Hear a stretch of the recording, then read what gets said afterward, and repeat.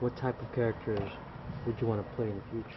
I'm playing a military guy in Outrage. I guess I'm primarily mostly thought of as playing villainous characters or nefarious characters, and I had fun with it. Would like to have had a couple more days, but we had a tight schedule. It's hard to get everything you want in a shoot like that, but I tried to do the best I could. The thing is that I played so many of those types of characters over the years that I'm beginning to be a bit typecast, and I'm thinking that I don't want to be 75 years old with the pistol and the cigarette, you know, and so I better change my MO a little bit. I'm going to look for some kindler, gentler characters to play. I know that sounds goofy, but I think I'm a leading man trapped in a bad guy's body. I need to find some part where I save everybody in the town and ride off into the sunset with the girl on the back of the horse. Humphrey Bogart did that in Maltese Falcon. He played a bad guy in like 40 pictures for Warner Brothers.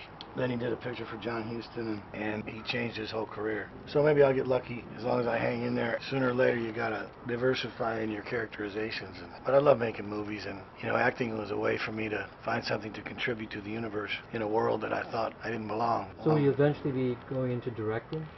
Well, I'd like to start directing. In fact, I've been directing myself for years. I think the director is probably the most overestimated thing on the set, because if everybody knows what they're doing, all you need is somebody to tell you to go slower or faster. But if you think back on people like George Stevens or Orson Welles or Alfred Hitchcock and those kind of people, you know, a director is very important and can be really can make or break a movie. And I'd like to try my hand at directing. Nobody's asked me to do that yet, but I do have some things I'm looking at currently that I'd like to act and direct in. I like to stay busy and get involved in the whole process much more than I used to. Producing and directing, I think I'd like to get involved in later on. Okay, and the last question is, so what is your ideal role, like for like your next film that someone out there might want to create? I think I'm ideally suited for the bad guy with a heart of gold, or the good guy who has an unmistakable touch of the gutter. I'm not a pretty face, and so if I play the hero, I'm going to have to be a hero with a past and something to overcome. But if you look at history and you look at movies, some of the best